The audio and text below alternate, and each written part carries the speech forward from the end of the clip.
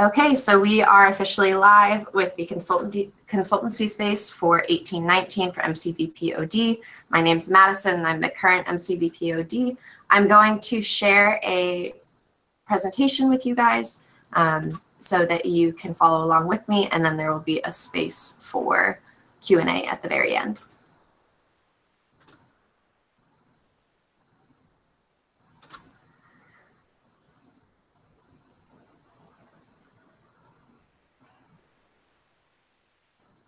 So welcome to the consultancy. I'm super excited to have you guys here and see what's going to be happening for the 1819 term. I remember being in this space and going through this process myself only a year ago, so it's kind of crazy that this time has already passed. But I did want to just put this out there first. So this is meant to replace any one-on-one consultancies, but if you have questions after this space, please reach out to me over WhatsApp, not over Facebook, because I will probably never respond to you that way. But here's my number for anyone that wants to reach out and ask any questions. I'm completely available for that. So I wanted to give first a brief overview of the local committees. So we have 31 current entities of ISIC United States. We have 23 LCs. 5 are general members and 2 are full members, and we have 8 expansions. We have 5 regions currently. So we have Northeast Beast, which is in the Northeast. We have SoCo, or Southern Comfort, which is in the Southeast. We have Rowdies, which is in the Midwest. We have West Coast, which is pretty explanatory, and we have Texas, which is also pretty explanatory. So those are just the LCs that make up our regions. This is the tiers. So these are the tiers of the actual OD model. We have changed these tiers a bit since the past year. We implemented really the first working OD model in ISIC US only a year ago. So these tiers have shifted just slightly. One of the biggest changes has been the fact that we've separated GE and GT. Those used to be together. Now LCs are encouraged to focus in one or the other and can have specialized support in these areas, despite only having one MCVP for OGE, OGT, and one MCVP for IGE, IGT. This is our cluster model. So this is the way that our OD model is set up, is that we pay attention to the focus program or focus product of the LC, as well as OGV. OGV is the national focus product for ISIC US. Every LC in expansion is required to run OGV, and in fact, expansions only run OGV. So this is very important when looking at ISIC United States and understanding the context, is that OGV is the center of all that we do, but we do have the opportunity for LCs to focus in a different product if that makes more sense for their market and their university. So the way that you look at the cluster model, and the easiest way possible, is to first just look at the focus row. You can see the 5, 4, 3, 2, 1 in the gray box is the tiers. So where is your focus product at as far as tiers go? And that actually aligns directly with the cluster. So as you move up the cluster, your focus product should also be in that same number. However, if your focus product is not OGV, you also need to pay attention to the OGV line that's in the gray. So these are where the different combinations come into play. So for example, if I am an IGE focused LC and I am in tier 4 in IGE, or if I'm in tier 3 in IGE, but I'm only tier 5 in OGV, I cannot move to cluster 3. So it would push me back to cluster 4. So that's really the only way that you look at that. We do have LCs that are running more than 2 products. However, those other products do not get counted when looking at what cluster that different LC is in. So just to flip back again, these are the exchange tiers, so you can see what they are. And then this would be the cluster model. So really the biggest thing to pay attention to is if you're looking at an OGV focused LC, which is the majority of our LCs, you just pay attention to the first row, and that means that your tier matches your cluster. But if they're focused in something other than OGV, you also need to be paying attention to the OGV tiers as well. This I have for you guys is just a link, and this is the growth paths for each of our products. These have been refreshed in the past couple of months to reflect where we believe the products are currently at. Before, they were a bit more complex, but not necessarily all true to every single LC. So these have specific things such as education focuses, IR focuses, etc., as well as team structures. This is giving you guys a current breakdown of what LCs are focusing in this coming year. So they have a chance to select their official focus product at the beginning of every year, or the end of every year rather. So they selected in December for what's going to be the term starting in February 1st. And these are what the LCs selected. So you can see that 22 LCs out of 31 are focused in OGV, and that's including all of the expansions. And then we have 4 focused in IGT, which is San Jose, Atlanta, New York City, and Northwestern, 3 focused in IGE, which is Austin, Washington, D.C., and Boston, and 1 focused in OGE, which is Michigan. On the right, you also see the EB breakdown. So there are LCs, like I said, that have VPs for other areas and are running other products, and this shows you the VP breakdown of every single LC. This I wanted to include in here, and this is something that we actually are posting every single week on the MC Facebook page, but part of MC Apollo's identity is getting every LC to double their impact. And this, it has the different data from approvals from 2016, approvals term to date, so February 1st until now, and then the growth that they've had, as well as their gap to doubling. And you could see that we have 8 LCs that have actually doubled so far in the term. We have 9 that are within 10 approvals of doubling, and we have 21 of 30, or 21 of now 31, excuse me, LCs growing. So this is very exciting. These are stats that we've been looking at continuously, and this will actually reset come February 1st. So we'll be looking to see how LCs can be doubling on a monthly basis. This is showing our products so far. So you can see actually in January what we're looking at is current. So this is comparing our current progress in January so far compared to last year's January of the whole month. So last year, January was not the biggest month for ISAC-US. So we believe that we should have no problem actually pushing past approvals for this peak. However, we are still lagging in realizations, and that's what you'll actually see on this slide right here. So this is approvals term to date and realizations term to date for our term up until today's date, and last year's term up until the end of January. So there are a couple of weeks not accounted for, but you can see that we're already still growing in OGV, which is great as the focus product. The gap to pushing past on approvals is not too far. So that shouldn't be an issue coming towards the end of the month. But we do have a huge gap in realizations. Part of this being the lack of pipeline that was there in August. Most of the things were realized in July, excuse me. And so we are still catching up for that, and probably won't catch up until our biggest peak, which is in the summer months. This is the expansion strategy for ISAC-US. So to give you guys a quick background on the history of the expansion strategy, there had been a good bunch of expansions opened up in the past 5 years, a lot of them scattered throughout the US. However, there weren't too many expansions that were actually able to get off of expansion status. So we had many that were around for years and weren't really able to move. However, in this past year, having LCs only run OGV and actually following the OD model has been incredibly successful. Additionally, last spring and last fall, there was an expansion support team that was working specifically with expansions. This year, I have not had a specific expansions support team. One of my LC local committee development coaches in the past fall was only coaching expansions. However, most of the expansions that we have right now are performing are in very similar states to our LCs that are members on alert, or they're even performing better. So to give them a completely separate strategy was not making the most sense at this time. However, moving into the next term, it would probably make sense to have specific expansion support. Right now, every expansion has the goal of getting at least 30 OGV by our summer national conference, which is happening in July and August. And they are incredibly aware that this is a requirement in order for them to be upgraded to general member LC.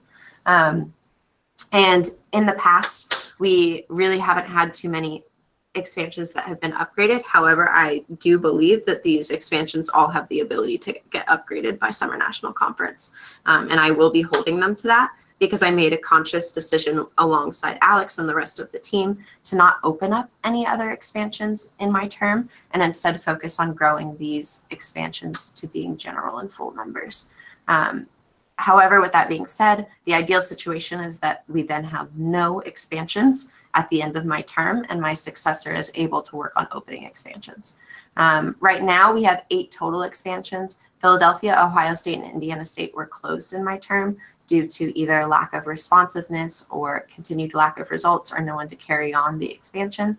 San Diego was upgraded to a general member, and Milwaukee and Ohio are very close to upgrade. As far as expansions GCPs, the biggest really pinpoint of success for these LCs has been their LCPs.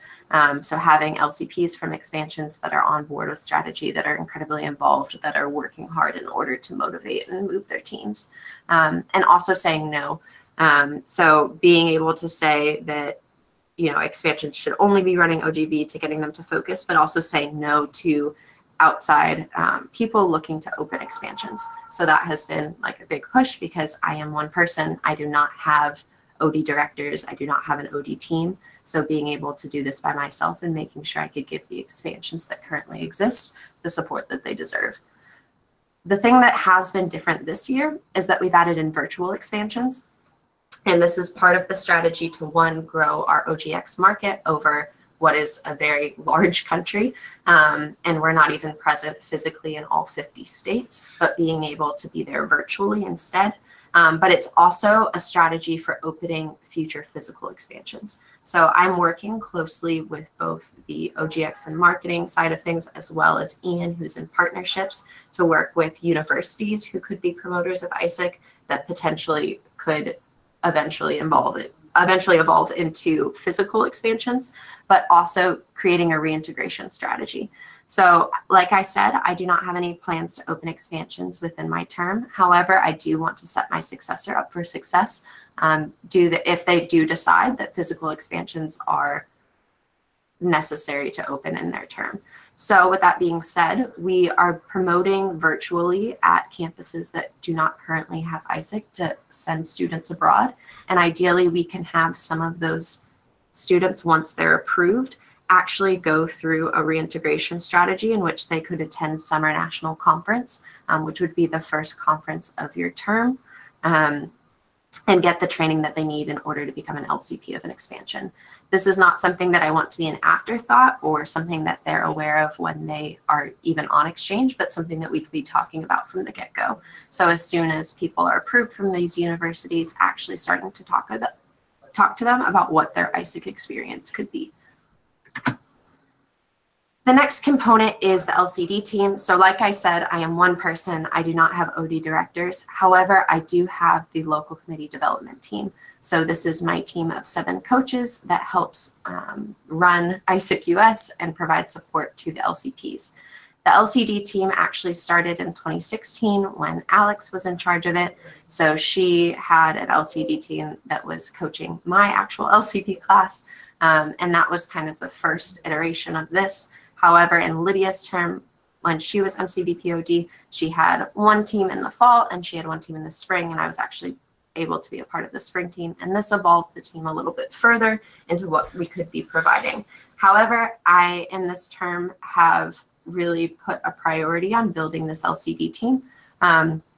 So in the fall, there was not too much pipeline for these roles, which has always been a problem and will be a problem at ISIC US that you should be aware of when thinking about NST positions, is that the fall, as far as pipeline within the United States, is very low. So I had 2 coaches, one was from the US and one was from Canada, that were helping me. I was also coaching myself and MC members were coaching.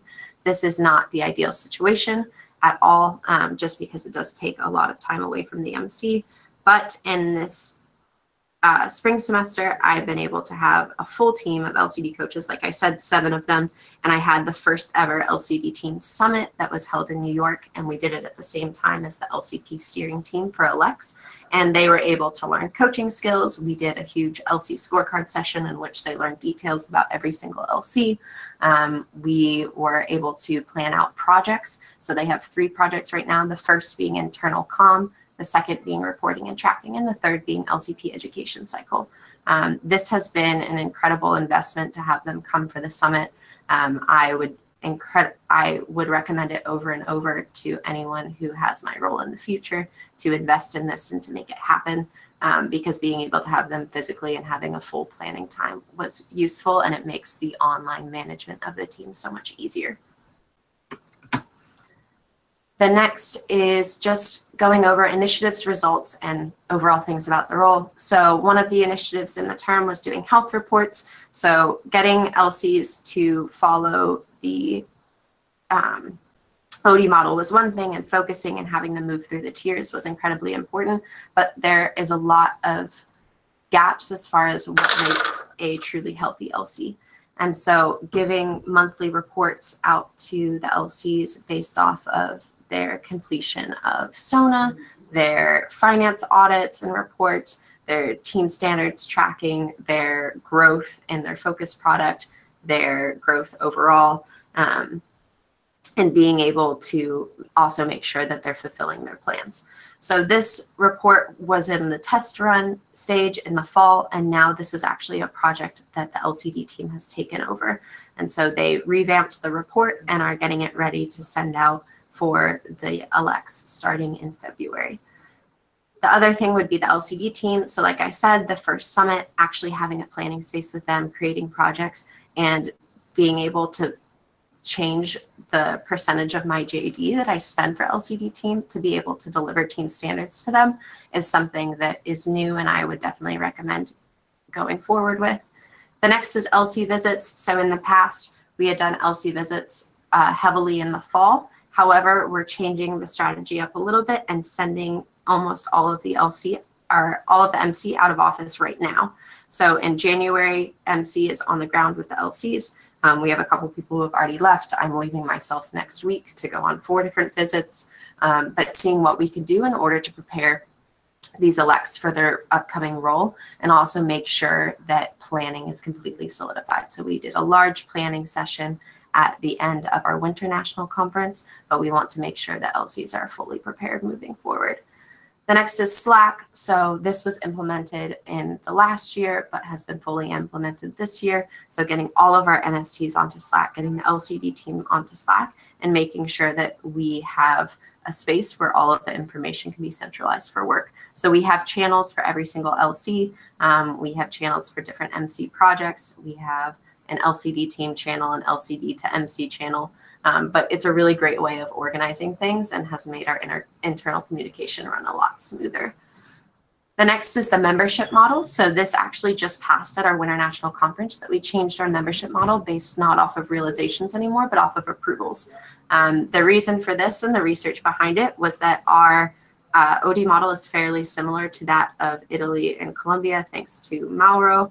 And I actually spent a month in the MC office in May learning from the MC in Colombia there.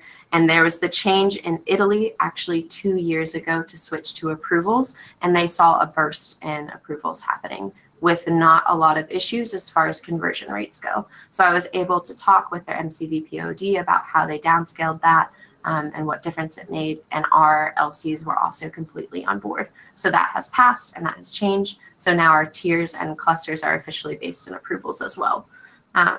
The next thing is LC financial knowledge. So we do have a large amount of LCs that are in debt right now.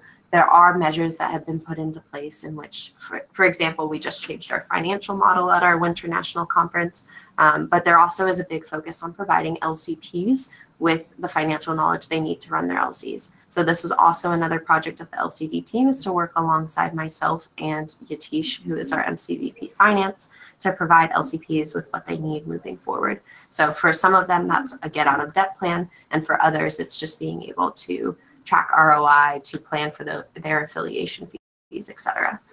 And then the last one is transition academies. So we have been implementing Cornerstone and using the platform in order to provide education that we would otherwise put into conferences. So we had an organizational leadership and functional academies that happened before our national conference, which LCs and EVs were expected to complete before going into their functional tracks.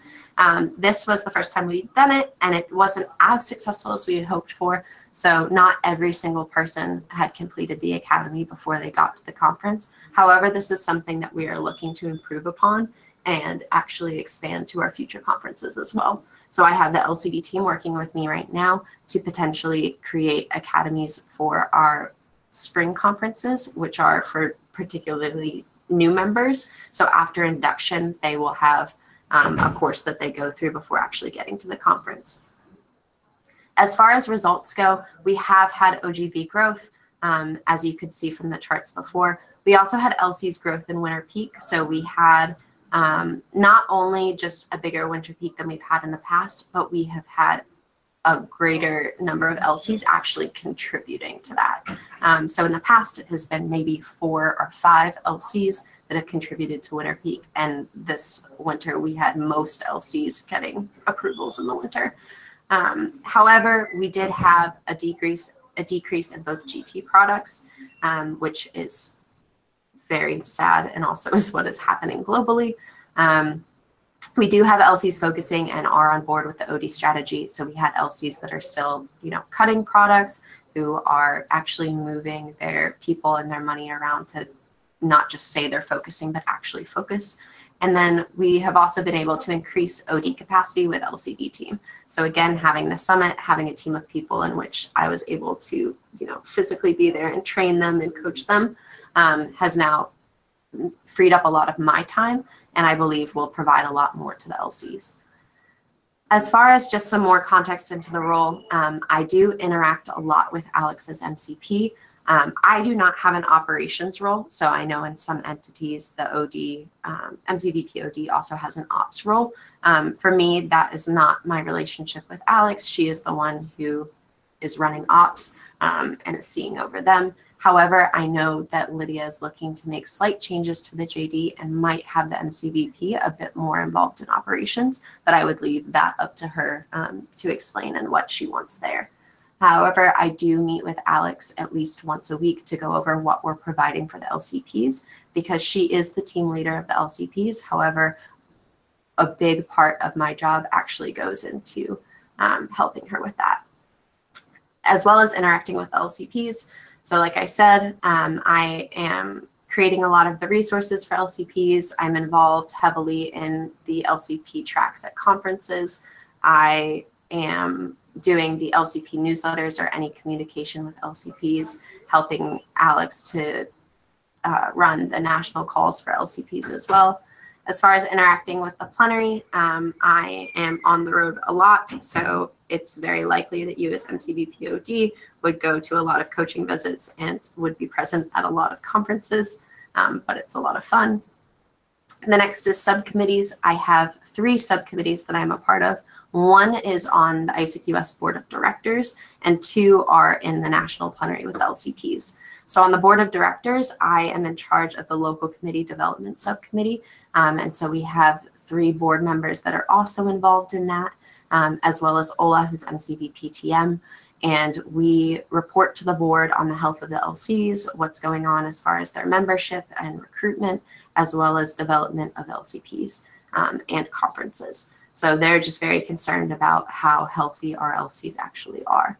As far as with the LCPs, I am in charge of the legislation subcommittee, so making sure our compendium is up to date and any Lego fairs or legislations that actually happen, I help run with the legislation subcommittee. And the other subcommittee I'm in charge of is the membership subcommittee.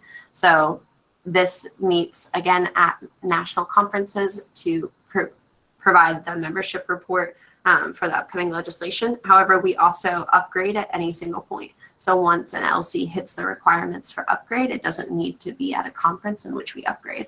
It's only downgrades that have to happen at legislative meetings. The next is NST. So like I said, I have the LCD team, which is incredible. Occasionally I have had other positions open for NST right now, I have someone who is working with me on information management. And last semester, I had someone that was working on internal comm with me. However, I've been able to move the internal comm portion under the LCD team, which has been really nice for centralizing things and making things move a lot smoother. And my last thing about the role is that there's only one of you. So there's a lot of things that happen in OD. There's a lot going on. There's a lot of ideas that I assume that you all will want to be able to implement.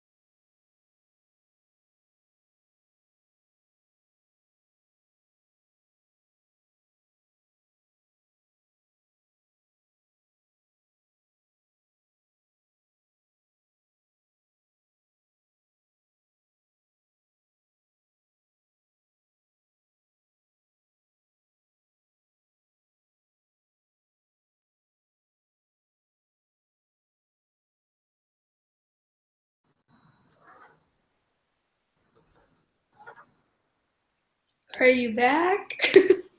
I'm back. Sorry about that, guys. I don't know what happened. Welcome to MC Life. The internet just randomly goes down.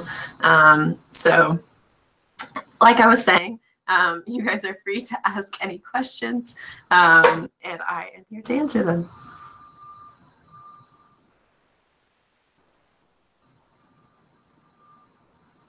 What's the best part and what's the worst part of your job? Sorry, Angela. You're fine. The best part of my job, in my opinion, is being able to work with LCPs. That's something that I knew that would be heavy in my role when going into it, and I was excited about. So being able to provide more for the LCP experience as someone who went through it myself was really rewarding. The worst part of my job is definitely that a lot of the things that I have to do are relying upon others, and so it's collecting information from different people, and definitely pulling teeth when I need little updates and things like that. So that could be kind of frustrating, but at the end of the day, it's really not that bad, and I love my job. If you were to like actually get an OD director, like what do you see like parts of your job giving to them? I think ideally in upcoming terms, an OD director could be focused directly in expansions. So having really a like part-time expansions manager would be ideal.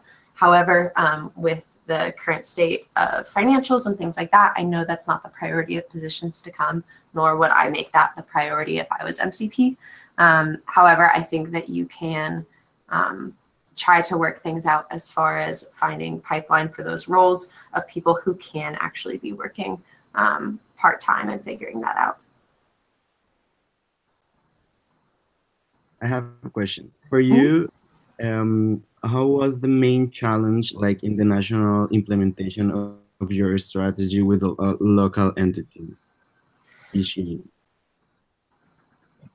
So I don't think we had an issue as far as buy-in. I think that the LCPs are really on board with the idea of focus and being able to cut products and understanding that in order to be a really great LC, they need to have, you know, one thing that they're really great at. So as far as like the buy-in to the overall strategy, that hasn't been an issue. However, there are some things that can't stop at the LCP level. So we put it as a priority in these past really 2 years to focus on LCPs as the main driver of these strategies. However, there are some ways in which VPs aren't necessarily getting that and their members aren't getting that either. So I think being able to start looking at it from a more multi-dimensional like viewpoint to be able to say, okay, we know that LCPs are the main drivers of strategies and it's incredibly important if we want to get anything done. But how can we, you know, be a bit more bottom up? What can we be doing to, you know, provide this information directly to members and also to build greater middle management? A lot of the things that we want to do right now, we don't have the structures in place in ISIC US. So this has to do with NSTs and not having capacity, but also on the local level, a lot of our LCs are incredibly small. So that's something we're paying attention to as we move into the recruitment, is how can we actually build sustainable team leader pipeline and actually have these roles that matter, because a lot of the implementation is getting stuck. Does that make sense? Of course, thank you. Mm-hmm.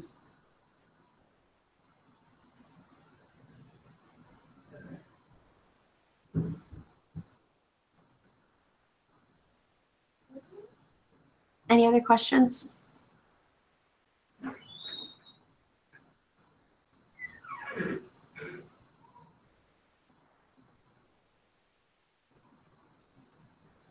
Okay, so I'm going to go ahead and stop the broadcast. Like I said, if you guys have any further questions, you have my contact information, and I will be happy to answer all of them.